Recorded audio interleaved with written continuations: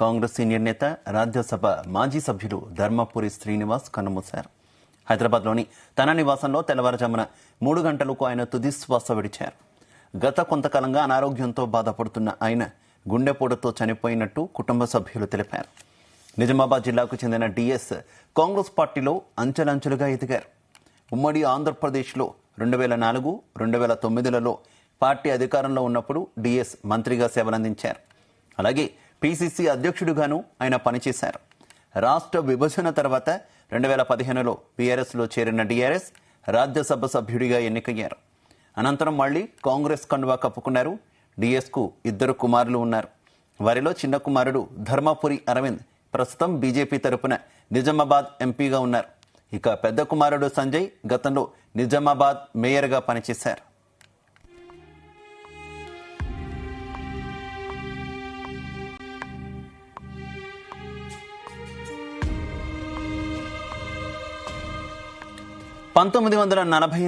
September 27న జన్మించిన DS Nizam కళాశాల నుంచి డిగ్రీ పూర్తి చేశారు.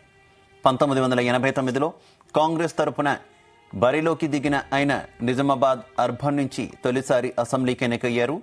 అనంతరం 1999, 2004లలో ఎమ్మెల్యేగా గెలిచారు. 1998లో ఉమ్మడి ఆంధ్రప్రదేశ్ పిసిసి అధ్యక్షుడిగా నియమితులయ్యారు.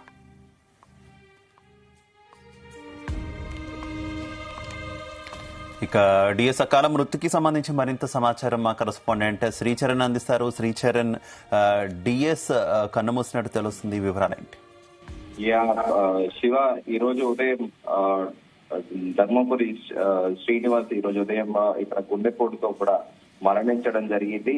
సీనియర్ పొలిటీషియన్ గా పేరొందిన ధర్మపురి శ్రీనివాస్ గడిచిన కొద్ది రోజులుగా కూడా అనారోగ్యంతో కూడా బాధపడుతూ ఉన్నారు. ధర్మపురి అరవింద్ కూడా ప్రస్తుతం నిజామాబాద్ ఎంపీ కూడా పలుమార్లు కూడా ప్రస్తావించారు. నాన్నకి ఆరోగ్యం బాగాలేదు, ఆ రీత్యానే నేను బీజేపీలో యాక్టివ్ గా ఉండలేకపోతున్నాను, నాన్ననే జాగ్రత్తగా చూసుకుంటున్నానని కూడా పలుమార్లు చెప్పిన విషయం తెలిసిందే. సో సీనియర్ మోస్ట్ లీడర్ గా కూడా తెలంగాణ రాజకీయాల్లో కూడా ఒక one of the familiar politician గా కూడా పేరొందిన ధర్మపురి శ్రీనివాస్ మరణం పట్ల కూడా యావత్ నిజామాబాద్ జిల్లా కూడా షాక్ లో ఉందని చెప్పుకోవాలి.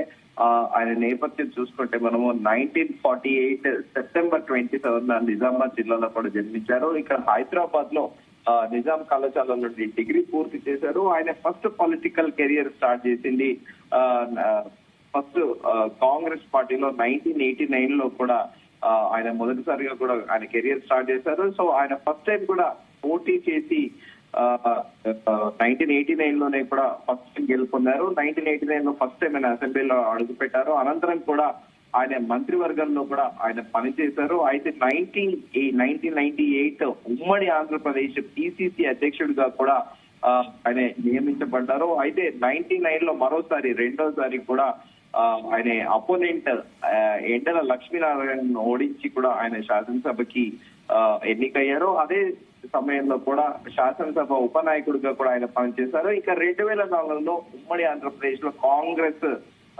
అధికారంలోకి వచ్చిన విషయం తెలిసిందే. అప్పుడు ఉమ్మడి ఆంధ్రప్రదేశ్ కి కూడా పిసిసి అధ్యక్షుడిగా కూడా రెండోసారి కూడా ఆయన నియమించబడ్డారు. సో ఇలా కాంగ్రెస్ లో ఆయన ప్రస్థానం చూసుకుంటే గతంలో కూడా ఆయనకి సోనియా గాంధీతోని కూడా చాలా అత్యంత సన్నిహితుడిగా కూడా పేరు వచ్చింది. ఆయన ఢిల్లీలో ఏదైనా ఇక్కడ కాంగ్రెస్ పార్టీకి సంబంధించి ఏమైనా ఇష్యూస్ ఉన్నా కూడా ఆయన సీక్రెట్ గా ఒక లెటర్ రాసి కూడా నేరుగా సోనియా గాంధీకి పంపించేవారని, సోనియా గాంధీ దగ్గర ఆయనకు క్రెడిబిలిటీ ఉండేదని కూడా కాంగ్రెస్ వర్గీయులు పేర్కొంటారు. ఎందుకంటే టి శ్రీనివాస్ మొదటి నుంచి కూడా senior most Congress leader. So Congress పార్టీని దాన్ని ఎలా ముందుకు తీసుకెళ్లాలి, కాంగ్రెస్ పార్టీని ఇంకా బెటర్ వేలో ఎలా దాన్ని షేప్ చేయాలనే ఆలోచనలో కూడా ఉండేది. కానీ దాంతో పాటు నిత్యం కార్యకర్తలతో పాటు నాయకుల వరకు అందరి ఫీడ్బ్యాక్, ఎవరి పనితీరు ఎలా ఉంటుందనే విషయంలో కూడా ఆయన పిసిసి అధ్యక్షుడిగా ఉన్నప్పుడు కూడా మంత్రుల పనితీరు పైన కూడా నేరుగా సోనియా గాంధీకి రిపోర్ట్ పంపించేవారు అనేది కూడా ఆయనకి పేరుంది. దాంతో పాటు వైఎస్ రాజశేఖర్ రెడ్డి కూడా ఒక సెంటిమెంట్ అన్న చందన కూడా ఉండేది. ఎందుకంటే ఆయన ముఖ్యమంత్రిగా ఉన్నప్పుడు మొదటి పర్యాయంలో కూడా డిసిసి శ్రీనివాస్ ధర్మపురి శ్రీనివాస్ ప్రెసిడెంట్ గా ఉంటే ఉమ్మడి ఆంధ్రప్రదేశ్ లో కాంగ్రెస్ ప్రెసిడెంట్ గా, దాంతో పాటు మరోసారి కూడా ఆయనే నియమించారు. ఇక అలా ఆయన రాజకీయ ప్రస్థానం కూడా రాజకీయ దురంధరుడుగా కూడా పేరుగాంచారు. అయితే అనంతరం కూడా ఆయన 2014లో కూడా నిజామాబాద్ శాసనసభ నియోజకవర్గం నుండి పోటీ చేసి ఓడిపోయారు. అనంతరం కూడా 2015లో బీఆర్ఎస్ లో జాయిన్ అయ్యారు. అప్పటి ముఖ్యమంత్రి కేసీఆర్ స్వయంగా ఫోన్ చేసి ధర్మపురి శ్రీనివాస్ ని పార్టీలకు ఆహ్వానించి రాజ్యసభకి సీట్ కూడా ఇచ్చారు. సో అనంతరం కూడా పలుమార్లు కూడా ధర్మపురి అరవింద్ కూడా చెప్పారు, స్వయంగా కేసీఆర్ కాల్ చేసి అన్న నీకు ఇక్కడ ఒక తమ్ముడు ఉన్నాడు, ఈ తమ్ముడే మర్చిపోకన్నా అని కూడా పలుమార్లు కూడా ధర్మపురి అరవింద్ ప్రస్తావించాడు. సో ఇలా సీనియర్ మోస్ట్ లీడర్ గా కూడా పేరుంది. అందరిలో కూడా ఒక మంచి కార్డియల్ రిలేషన్షిప్ మెయింటైన్ చేసే నాయకుడిగా కూడా పేరొందిన ధర్మపురి శ్రీనివాస్ దాదాపు 75 సంవత్సరాల్లో ఆయన ఈ రోజు ఉదయం గుండెపోటుతో మరణించడం కూడా నిజామాబాద్ జిల్లాలో కాంగ్రెస్ పార్టీతో పాటు కాంగ్రెస్ పార్టీకి తీరని లోటు, ముఖ్యంగా చిన్నతనయుడు ధర్మపురి అరవింద్ కు కూడా తీరని లోటనే చెప్పుకోవాలి. ఎందుకంటే 2019లో ఆయన మొదటిసారిగా కూడా ఎంపీగా గెలిచినప్పుడు ఇన్ని ఏళ్లుగా దాదాపు 30 ఏళ్లుగా కూడా తన ధర్మపురి శ్రీనివాస్ క్యాడర్ ని ఎంటైర్ క్యాడర్ కూడా ఆయనకి సపోర్ట్ చేశారు. మొన్న జరిగిన పార్లమెంట్ ఎన్నికల్లో కూడా ధర్మపురి శ్రీనివాస్ క్యాడర్ ధర్మపురి అరవింద్ కి సపోర్ట్ చేశారు. కానీ ధర్మపురి అరవింద్ కూడా తన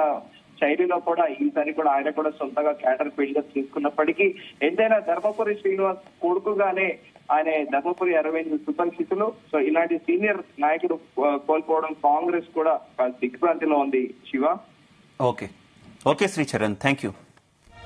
రైట్, డిఎస్ మరణంతో ఇటు కాంగ్రెస్ పార్టీ శ్రేణులతో పాటు ఆయన కుటుంబ సభ్యులు ఇక నిజామాబాద్ జిల్లా వ్యాప్తంగా కూడా విషాద ఛాయలు అలముకున్నాయని చెప్పుకోవచ్చు. ఒకసారి మనం ఉమ్మడి నిజామాబాద్ జిల్లాకు వెళ్దాం.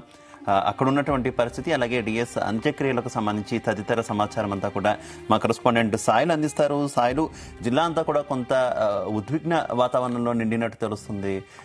ఏంటి డిఎస్ అంత్యక్రియలు ఎప్పుడు ఎక్కడ జరగనున్నాయి? Good morning Shiva. అయితే ఏదైతే సీనియర్ రాజకీయ నాయకులు ధర్మపురి శ్రీనివాసరావు మృతి ఈ రోజు ఉదయం ఏదైతే 3 గంటలకు హైదరాబాద్ లోని నివాసంలో మృతి చెందారు. అయితే ఆయన నిజామాబాద్ జిల్లా వాస్తవ్యులు. నిజామాబాద్ జిల్లా వేల్పూర్ లో ఆయన జన్మించారు 1945లో.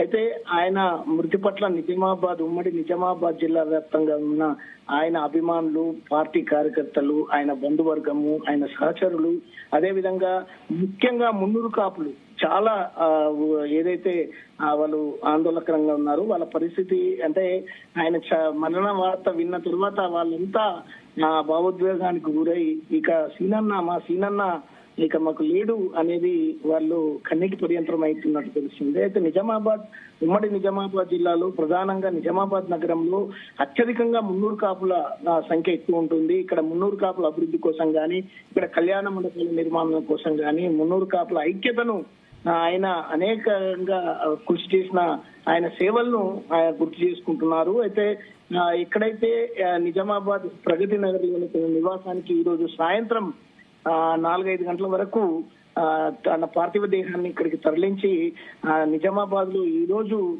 ఆయన ఏదైతే సందర్శనార్థం అక్కడే ఉంచి ఆ పార్థివ దేహాన్ని ఎవరైతే ఎక్కడున్నా ఆయన అభిమానులు కానీ, తర్వాత పార్టీ ఆయన క్యాడర్ కానీ, తర్వాత ప్రస్తుతం ఏదైతే బీజేపీలో కొనసాగుతున్న నిజామాబాద్ పార్లమెంట్ సభ్యులు ఆయన చిన్న కుమారుడైన ధర్మపురి అరవింద్ క్యాడర్ కి సంబంధించి కానీ, అదేవిధంగా ఆయన పెద్ద కుమారుడు ఏదైతే మాజీ మేయర్ కాంగ్రెస్ లో కొనసాగుతున్న ధర్మపురి సంజయ్ ఆయన అనుచర వర్గం కానీ, మొత్తానికి ఉమ్మడి నిజామాబాద్ జిల్లాతో ఆయనకున్న అనుబంధం అంతా ఇక్కడే ఉంది కాబట్టి ఆయన ముందుగానే తన పార్థివ దేహాన్ని నిజామాబాద్ లోనే అంత్యక్రియలు జరపాలని చెప్పేసి తన కుమారులకు కోరినట్లుగా తన భార్యకు కూడా చెప్పినట్లుగా మనకు తెలుస్తుంది. ఈ క్రమంలో ఆయన పార్థివ దేహాన్ని తన స్వగృహమైన ప్రగతి నగర్ కు తీసుకొచ్చి ఆయన ఇంట్లో ఉంచి అక్కడే పక్కనే ప్రగతి నగర్ మున్నూరు కాపు కళ్యాణ మండపం కూడా ఉంటుంది, అక్కడే ఏర్పాటు చేస్తున్నారు. పెద్ద సంఖ్యలో వచ్చే జనం కోసం, ఏదైతే ఆయన అభిమానుల కోసం, క్యాడర్ కోసం అంతా అక్కడ పార్థివ దేహాన్ని దర్శించడం కోసం అక్కడ ఏర్పాట్లు చేస్తున్నారు. అయితే సాయంత్రం అంతా రాత్రంతా అక్కడే ఉండి మరుసటి రోజు ఏదైతే ఆదివారం ఉదయం 10-11 గంటలకు అంతిమ యాత్ర తన నివాసం నుండి కొనసాగి అక్కడే ఉన్న ఏదైతే ప్రగతి నగర్ శ్మశాన వాటికలో దహన సంస్కారాలు చేస్తారని చెప్పేసి దానికి సంబంధించిన అన్ని ఏర్పాట్లు ఇక్కడ చేస్తున్నారు. అయితే ప్రధానంగా ఏదైతే మనం డి శ్రీనివాస్ కి సంబంధించి చాలా మనం చూస్తుంటే ఆయన ఏదైతే తన రాజకీయ అనుభవం ఏంటంటే తను వేల్పూర్ లో 1948లో జన్మించిన తర్వాత ఆయన ఆర్బీఐలో ఉద్యోగం చేశారు. ఆర్బీఐ ఉద్యోగం చేస్తుండగానే ఆయనకు స్టూడెంట్ ఆర్గనైజేషన్ నుంచి ఏదైతే నిజాం కాలేజీలో చదువుకున్న ఆ క్రమంలో ఆయనకు స్టూడెంట్ ఆర్గనైజేషన్ తో ఎక్కువ అనుబంధము.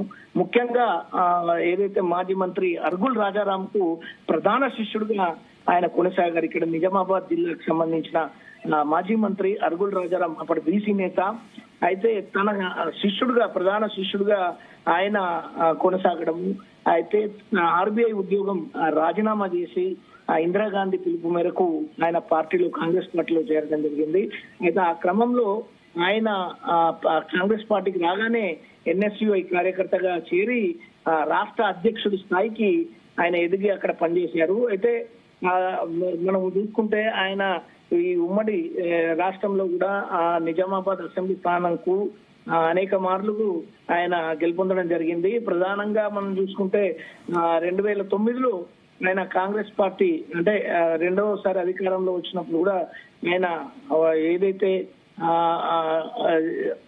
రాష్ట్ర ముఖ్యమంత్రి పదవి ఆయనకు వరించేది ఉండే ఆయన అప్పుడు ఓటమి పాల్గొనడం, హెలికాప్టర్ లో వైఎస్ రాజశేఖర రెడ్డి చనిపోవడం, 2009 పరిణామం తర్వాత ఆయనకు సీఎం పదవి చేజారిందని చెప్పి చెప్పుకోవచ్చు. అయితే గతంలో ఆయన ఎక్కడైతే మనకు 2004లో 2009లో ఆయన ఇక్కడ నిజామాబాద్ నుంచి మనకు ఎన్నికయ్యారు.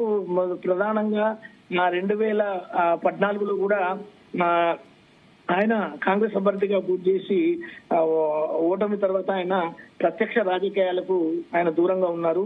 అయితే తన కుమారుడు వారసుడిగా ఏదైతే మొదటి నుంచి పెద్ద కుమారుడు ధర్మపురి సంజయ్ తర్వాత ధర్మపురి అరవింద్ ను ఇద్దరిని వారసత్వంగా ప్రకటించి ఆయన రాజకీయాల్లోకి ఎంట్రీ చేయడము, తర్వాత ఏదైతే సంజయ్ ని నిజామాబాద్ నగర మేయర్ గా ఆయన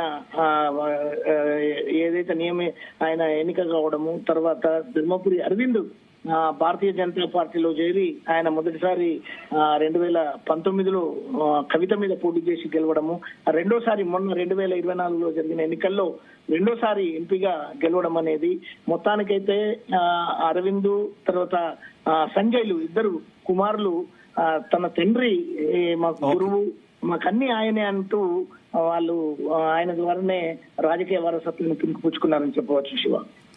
ఓకే సాయి, థ్యాంక్ యూ.